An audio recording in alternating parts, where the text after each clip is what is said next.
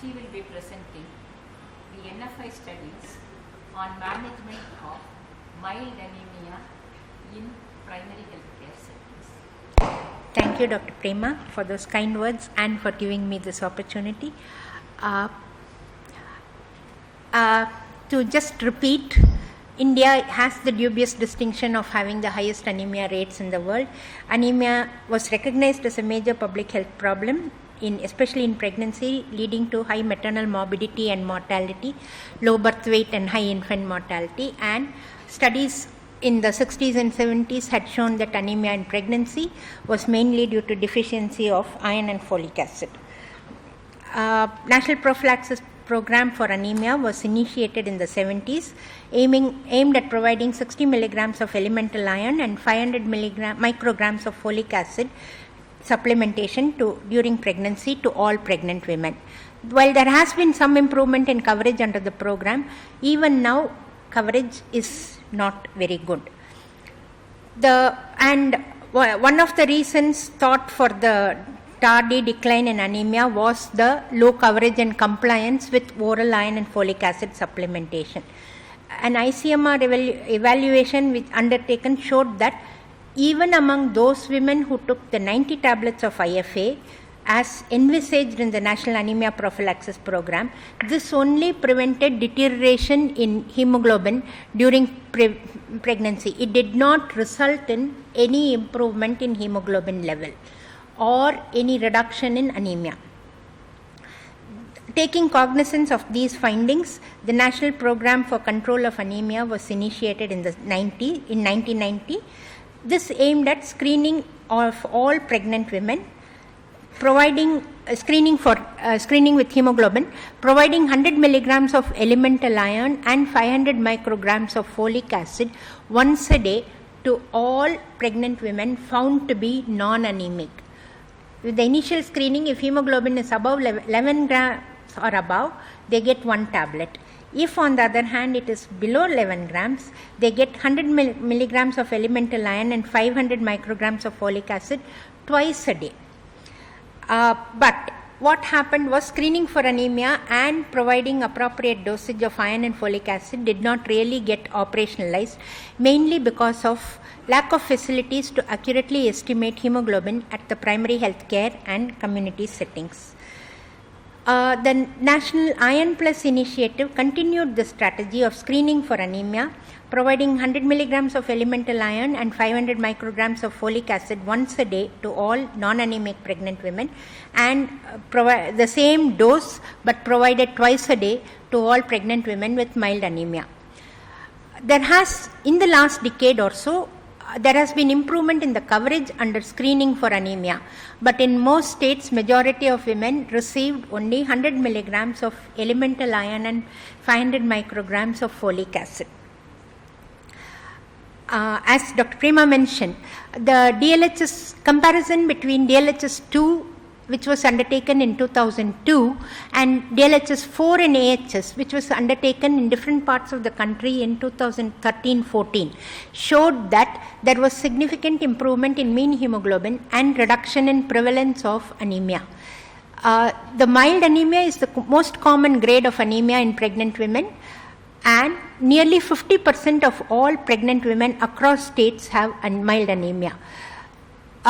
It is therefore essential to focus on successfully treating mild anemia in pregnant women. During the last decade, studies on anemia in pregnancy had shown that iron supplementation at 100 milligrams level is associated with side effects in over a third of persons consuming the tablets. The troublesome minor side effects include nausea, metallic taste in the tongue, abdominal cramps, sometimes diarrhea, sometimes constipation. With increase in duration of use, proportion of persons who complain of side effects shows some decrease. This could be either because those who are facing serious problems drop out, or with increasing duration of use, some amount of side effects decreased. In pregnancy, because of the very prolonged nutrition education which has been going on for decades, the compliance and continuation rates with iron supplementation are higher than in any other group. This is because of the nutrition education on adverse consequences of anemia on the mother-child diet and how IFA supplementation will improve hemoglobin and obstetric outcome. Side effects with anemia depend partly on the dose of the iron consumed. With lower dosage, side effects and compliance may improve. Yet another reason for efforts to achieve the lowest effective dose of iron is that intestinal hurry associated with iron as well as the higher hepcidin levels associated with higher dose of iron will inhibit iron absorption. So we might not really gain by giving a higher amount of oral iron because whatever we give is going to get excreted. That's not the aim. Research studies have explored the prevalence of iron, folic acid and B12 deficiencies in pregnant women with and without anemia. As Dr. Prema mentioned, iron deficiency is the most common nutrient deficiency in pregnant women. In the last century, folic acid ranked next to iron deficiency. In some studies, however, shown that folic acid deficiency is no longer widely prevalent and have highlighted the emergence of B12 deficiency as a major problem. And therefore, it is important to find out whether time has come for providing vitamin B12 in addition to IFA in supplementation programs. The two major research questions regarding treatment of mild anemia addressed in this study in pregnancy is: what is the dose of iron needed to correct mild iron deficiency anemia in pregnant women? In addition to iron, is folic acid alone sufficient, or should vitamin B12 also be included in the supplementation regimen? NFI took up 2 open randomized hospital-based studies in pregnant women to assess the compliance, side effects and impact of daily supplementation of 2 doses of ferrous sulfate containing 60 milligrams once a day versus 240 milligrams of elemental iron per day. That is 120 milligrams tablets given twice a day, along with either only folic acid 500 micrograms versus vitamin B complex containing both folic acid and vitamin B12. The study design envisaged enrollment of apparently healthy pregnant women coming to antenatal clinic during the second trimester and willing to participate in the study. In the first study, women received 60 milligrams of elemental iron with either folate or B complex, and in the second study, 240 milligrams of elemental iron with either folic acid or B complex. All women received iron tablets and were randomly allocated to receive 1 tablet of 5 milligrams of folic acid or 1 tablet of vitamin B complex. The composition of B complex supplement is given in the table. The study design is the same for both except the dose of iron. 60 milligrams of iron plus folic acid or B complex. The women attending the antenatal clinic in a primary healthcare institution, the inclusion criteria were women with hemoglobin between 8 to 10.9 grams per deciliter in the second trimester of pregnancy, no health problems, no obstetric problems, willing to come fortnightly for refill of tablets and willing to keep a diary of intake and side effects, willing to come for follow-up and provide information on outcome of pregnancy and birth weight. Exclusion criteria, of course, not willing, women in first or third trimester and women with medical or obstetric problems. All women enrolled were given ferrous sulfate with 60 milligrams elemental iron in this group and 240 milligrams in the other group. Women were randomly allocated to folic acid 5 milligrams or 1 tablet of B complex group. This is open randomization. All women were followed up, side effects and compliance recorded. Hemoglobin was done, estimation was done at initial 8 and 16 weeks follow-up.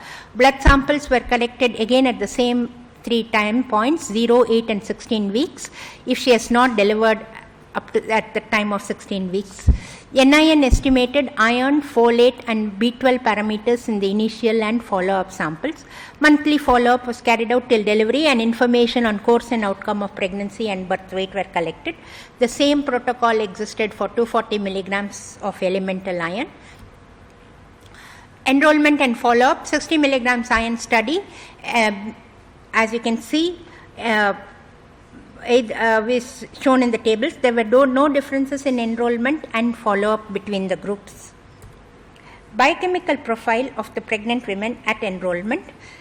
In women with mild anemia, about 2/3 had parameters suggestive of iron deficiency. Nearly 40% had vitamin B12 deficiency, and prevalence of folate deficiency was low, less than 5%. CRP levels were high only in 14%. When we look at what happened, hemoglobin levels between the first visit, initial enrollment, first follow-up and second follow-up, there was an improvement of 1.8 grams per deciliter in 16 weeks in those who received ferrous sulfate containing 60 milligrams of elemental iron. This was irrespective of whether they received B complex or folic acid. The rise in hemoglobin with 240 milligrams of elemental iron was essentially similar, and these increase seen in the between initial and first and second follow-up was highly significant in both the groups. There were no differences in improvement in hemoglobin levels between groups receiving either bicomplex or those receiving folic acid at enrollment, first or second follow-up, irrespective of whether they received 60 milligrams or 240 milligrams of elemental iron. Supplementation with either 60 or 240 milligrams of elemental iron resulted in significant reduction in the prevalence of anemia by 8 weeks, and by 16 weeks over 70% of women had become non-anemic. There were no differences in prevalence of anemia at 8 or 16 weeks between those who received folic acid and vitamin B complex, irrespective of the fact whether they received 60 or 240 milligrams of elemental iron supplementation. Looking at ferritin, there were differences in mean ferritin levels between the 4 groups at enrollment. This is perhaps due to wide variation in ferritin levels in pregnant women and was not found to be statistically significant. There was substantial statistically significant improvement in ferritin levels between enrollment and 8 weeks, both in the 60 and 240 milligram groups. The difference in ferritin levels between 8 weeks and 16 weeks were relatively small but statistically significant both in 60 and 240 milligram groups. The differences in the improvement in ferritin levels from 0 to 8 weeks and 8 to 16 weeks in the 60 milligrams and 240 milligrams were similar and were not statistically significant. Differences in the mean improvement was irrespective of the dose. Amount of iron absorbed was not different between the 2 doses. Differences in the mean CRP levels between folic acid and B complex group, both in the 60 and 240 milligram groups, were not statistically significant at enrollment 8 weeks or 16 weeks. This is like some of those puja times, where you keep on repeating. Unfortunately, we have to repeat because it is across all parameters, across 60 and 240, across B complex and folate. None of them were statistically significant, but it has to be repeated. And this is the last time I will be repeating it. Glutathione peroxidase, which is an indicator for oxidative stress, was also estimated, and differences in the mean glutathione peroxidase levels between the 4 groups at enrollment was small and was not statistically significant. There was a increase in mean GPX at 8 weeks, both in the 60 and in the 240 milligrams, and these differences were statistically significant. Difference in mean GPX at 8 weeks versus 16 weeks was not statistically significant either in the 60 or 240 milligram groups, and therefore the fear that higher dosage of iron will be associated with oxidative stress is again not borne out by the data. This may be because irrespective of the dose of amount of iron absorbed was not different between the 2 doses. Differences in the mean GPX levels between folate and B complex groups, either in the 60 or 240 milligram iron groups, was not statistically significant at enrollment 8 weeks and 16 weeks. To conclude, Mild anemia, that is hemoglobin between 8 and 10.9 grams per deciliter, is the most common grade of anemia in pregnant women attending antenatal clinic. Over 50% of the women were mildly anemic. Iron deficiency was present in over 2/3 of the women with mild anemia. Folic acid deficiency was seen in less than 10% of women. B12 deficiency, however, was seen in 38% of women. After supplementation with either 60 or 240 milligrams of elemental iron, there was improvement in hemoglobin levels. There were no significant differences in the improvement in hemoglobin between the group that received either 60 or 240 milligrams. There were no differences in improvement in hemoglobin between the groups that received folate or B complex with either 60 or 240 milligrams of iron. By 8 weeks, nearly half of the women had become non-anemic in the 60 milligram group. When supplementation could be continued for 16 weeks, about 70% of women became non-anemic in both 60 and 240 milligram groups. This is what Dr. Prema was mentioning also with Dr. Anchu's study, that, if you, in this case, the last estimation was nearly at 36-38 weeks, and therefore, huge number of women became non-anemic, and the chances are the same would be true in the other group also if the estimation had been done at that time. Following supplementation, there was improvement in ferritin levels, indicating improvement in iron stores. Over 50% of women became iron sufficient in both 60 and 240 groups. There was no increase in mean C-reactive protein at 8 weeks or 16 weeks, either in the 60 or 240 milligram groups. Therefore, the fear that higher dosage of iron will be associated with inflammation is not borne out by the data. There was an increase in the mean glutathione peroxidase at 8 weeks, both in the 60 milligram and in the 240 milligram group. These differences were statistically significant. However, the difference in the mean GPX at 8 weeks versus 16 weeks was not statistically significant either in the 60 milligram or 240 milligram group. The fear that higher dosage of iron will be associated with oxidative stress is also not borne out by the data. This may be because iron absorption in the two doses were essentially similar. Based on the findings from these studies, the Intensive National Iron Plus Initiative has recommended nutrition education for dietary diversity and improvement in micronutrient intake, use of iron-fortified iodized salt for increase in iron intake, supplementation with IFA, ferrous sulfate containing 60 milligrams of elemental iron and 500 micrograms of folic acid daily to non-anemic pregnant women, supplementation of 2 tablets of IFA, ferrous sulfate containing 60 milligrams of elemental iron and 500 micrograms of folic acid to women with hemoglobin between 8 and 10.9 grams per deciliter. Thank you. Dr. Kalalvani was thinking of the somewhat prolonged earlier session, and therefore I think went on Tufan Express speed. She has been doing the data analysis and teaching students day in, day out for the 6 months, and therefore it literally rattles at great rate. Any questions? Yes. What was the basis of choosing the dose of 240 milligram iron in the other group? Highest dose that was ever attempted in Ramalinga Swami study, WHO study in 1973 was 240. You cannot go beyond that. At that time, something like 75% of women have side effects. And life is always research. They demonstrated in 1973 that 60, 120, 180, 240 make no difference. Not one person in the world believed them. Today you talk about hepcidin acting as a barrier at absorption level.